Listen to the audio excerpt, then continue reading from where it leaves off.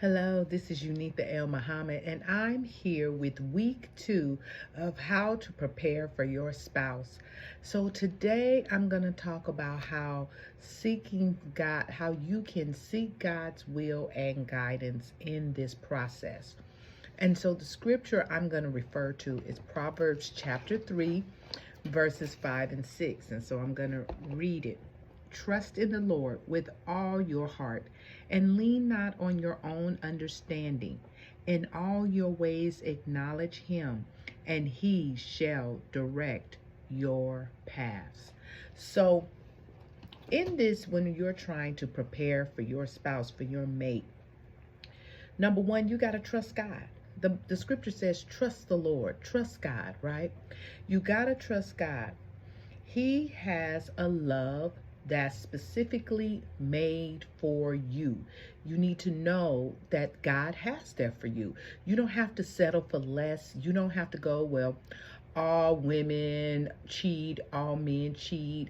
There's no one's going to be faithful to me. There's no one that's going to love me for myself. I got to be somebody different. I got to do this. I got to do that in order to get love. No, there is someone that as you show up authentically who you are, there is someone that is a match for that who will show up and compliment you. And so you know that. So you got to trust God with that information and trust God and know that within yourself as you prepare for your spouse so that you will have the posture and the mindset to receive the love that you so desire. Number 2, don't be moved by your emotions and what you see in the natural when God has told you something different in the spirit. So, and I took that from, and lean not on your own understanding. And that's what I got point 2 from. You can't lean on your own understanding. You can't start looking, viewing the situation from your emotions. You can't be like, well, I feel that she don't like me. I feel that he don't want me. I feel this, I feel that. Okay, you can feel a lot of things, but that doesn't make it true, right? And then also, don't lean on your own understanding. Don't try to interpret and think you know what the other person is thinking. When in doubt, ask. That's what I always say. I never assume nothing. Don't assume. If you're questioning, well, I don't know. I don't know. Maybe I'm misreading their signals. Maybe whatever. Sometimes you have to say, hey, what's up?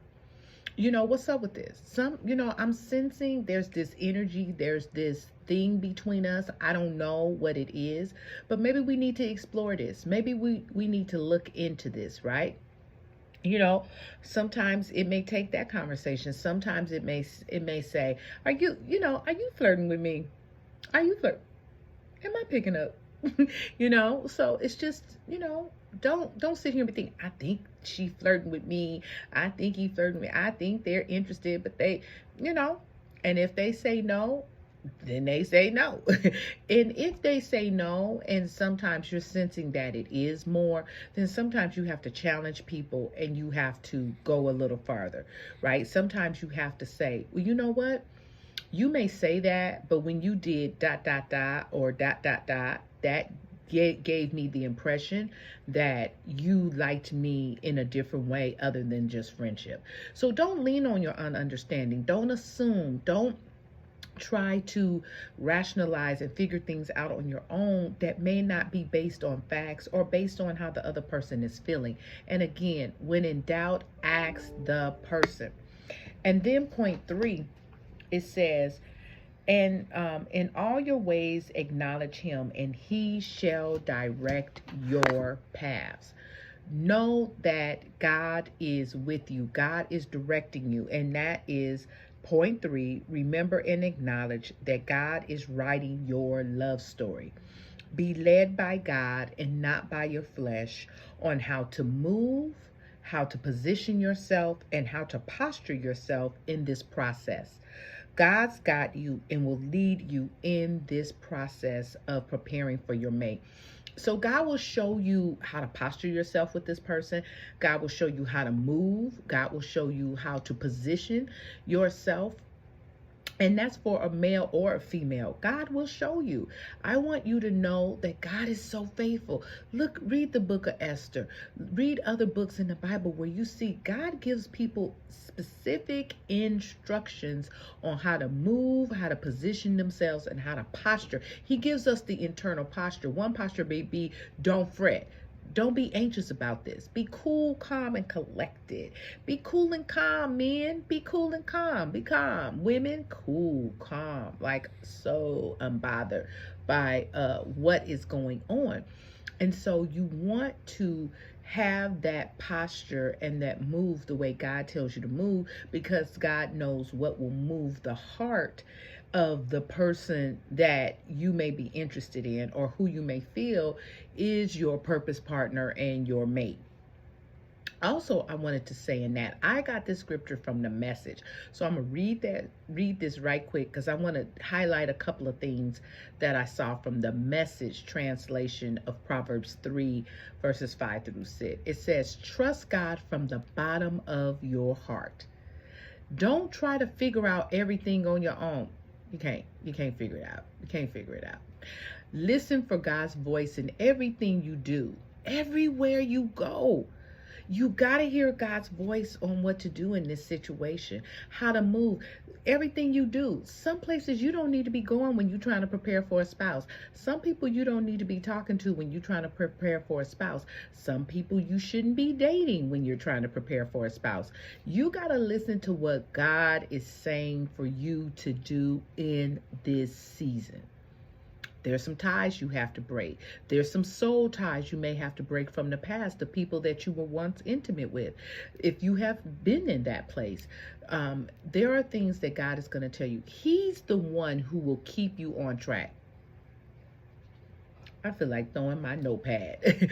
God is the one that's going to keep you on track in this process. God is the one that's going to lead you and guide you to all truth regarding this matter. Stay in tune, in the flow with God. Don't assume that you know it all. Run to God and run from evil. Don't assume you know what's going on with that other person. Remember, I told you, don't assume. Don't assume you know what's going on with them. Trust God. Let God lead you, and let God lead you on what to say, what not to say. When you hear the voice of God saying, don't say that, don't go and say it. When you hear God say that, say it. And when God says, watch your tone, watch your tone. When God tells you, that ain't it. Posture yourself this way. Don't go over there. Don't call. Don't wear that. Don't wear that. All of that is what we need to do when we're preparing for our spouse. Your body will glow with health, and your very bones will vibrate with life. Honor God with everything you own. Give him the first and the best. Your barns will burst, your wine vats will brim over. But don't, dear friend, resent God's discipline. Don't sulk under his loving correction. It's the child he loves that God corrects. A father's delight is behind all this. So in this process, if God got to correct you, take it. Because you rather be corrected by God than the enemy, right? You rather be corrected by God than life or someone else having to correct you. So when God showed you, you out of order, you out of line. That tone you used with that person was not cool. That way you moving is not cool. It's not honoring yourself. It's not honoring the other person. And it's not honoring me, the Lord. You got to hear it and listen to that. And you have to be able to take the correction of the Lord, because when you are in marriage, your spouse is going to correct you. They're going to say some things and you can be like, I know you ain't saying that about me. Look, what about you? You won't tell me nothing. Can't nobody correct me but God. Well, okay, let's see how that's going to work for you, and let's see how you going to be alone, because people are going to correct you, and your spouse is gonna, because they're living with you, they're knowing you intimately, and there are things that they may have to say. Now, side note, when you correct, you want to correct in love. You don't go, you a hot mess. Oh my God, I can't believe that you did this. You are so, Now you can't correct nobody like that. Someone said, you put a compliment sandwich in there. I love the way you do this, but I've noticed that, that your tone gets a little crazy with me sometimes. Or I notice that you're, kind of, I feel judged by you at times. I feel like you're judging me. What do you mean? What do you mean? What do you mean I'm judging you? Well, sometimes I feel like when this or that comes up, I sense a little bit of judgment, or you begin to be some kind of way, whatever, right? You just say it like that. But I do appreciate that you are quick to be corrected by God, or you're quick to turn around and come back and say, my bad. But in this area, I noticed that there hasn't been much change, or that you've been continually doing this, and I wanted to bring it to your attention because I'm actually, I realize I get hurt by that. When I feel that, I become hurt. That takes vulnerability. That takes honesty, but it also takes love. Number one, love for yourself. You love yourself enough to say, this behavior, this action, these words don't make me feel loved. Don't make me feel good. And then sometimes your spouse and you can, and your potential spouse could discuss this and go back and forth. And you may find that feeling is actually triggered from something in your past that is really not about what your current person is saying. It could literally be about, he said something that triggered a thought and a feeling from in the past when someone judged you, whether it be a family member or a person you dated before, or in another marriage. So you have to be able to, that's why you got to talk it out and talk it through and express what you feel, because sometimes you feel that your feelings are warranted, but sometimes your feelings and your thoughts may not be warranted. And that's what talking through the matter does. But when you stuff stuff and you're afraid to talk, and you're afraid of confrontation, you can't get to the heart of the matter and get past something and move on. What I noticed was a lot of couples, my husband and I, we also do couples counseling. What I noticed with some couples is that they spend so much time in war. They spend so much time going back and forth with every little thing. They are not living. They are not loving. They're not having fun because they're spending so much time trying to fix each other. They're spending so much time being offended. They spend so much time being defensive. They spend so much time being angry. They spend so much time being fearful. That's not what marriage is about. That's not what relationships are about. That's not what God has for you. He says that I have come that you may have life and that more abundantly. That's not abundant living. And so my husband and I, we teach couples how to get to that abundant living, how to get from that crazy cycle and get to which is in the book, Love and Respect, but to get to that energizing cycle where you're being energized by each other, and you're being able to relate and have fun and live life and enjoy the moments. Some of the best moments my husband and I have is in silence. When he's reading a book, I'm reading a book. When he's doing something, I'm doing something. But we're in each other's company. But it's about companionship. It's about being, and it's some of the most peaceful and actually ways we're connecting, because we're connecting in the silence. And so I'm just here to help y'all. So just know that seeking God's will and guidance in this process is so important. You can't do it on your own. You can't do it with assumptions. You can't do it not speaking your truth in love. You can't do it assuming things that's not going on. They don't like me because they said that they don't like women with red dresses, and I had on a red dress that day and I knew he was talking about me.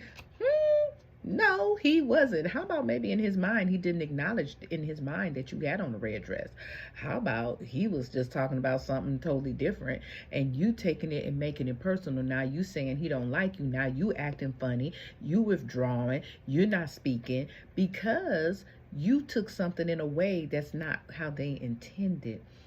Ladies, gentlemen, we have to stop being so sensitive.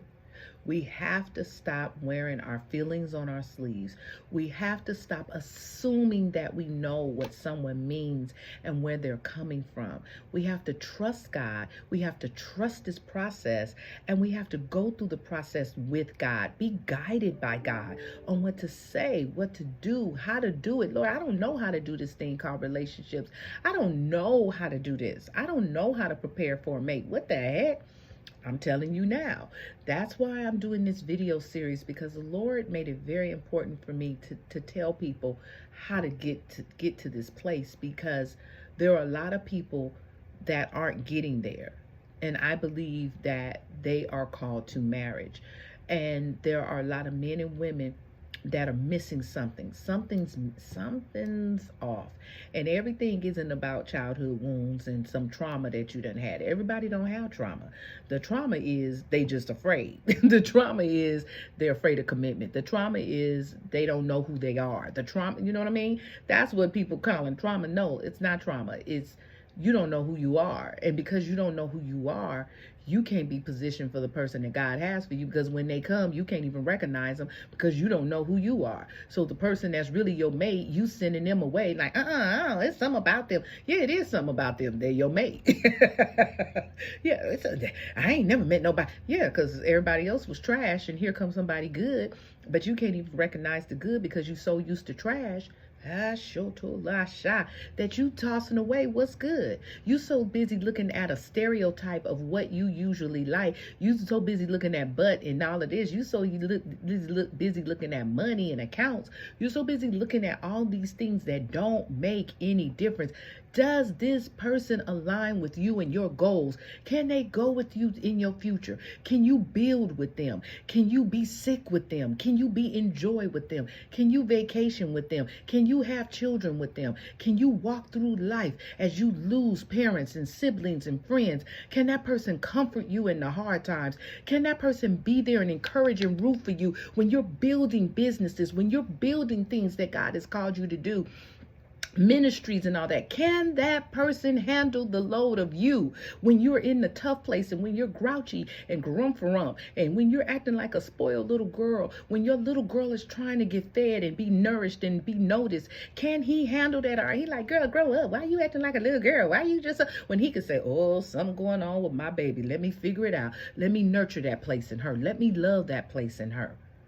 Not let me, that's why I can't stand you. That's what you don't want. But until you know who you are, until you let God guide you in this process, you're going to keep sabotaging what you really want. And I'm here to help you get to it. So we're at week 2. Stay tuned for week 3 next week, because I'm going to get y'all to the altar. This is Ulmuhammad, and as always, I wish you peace and blessings.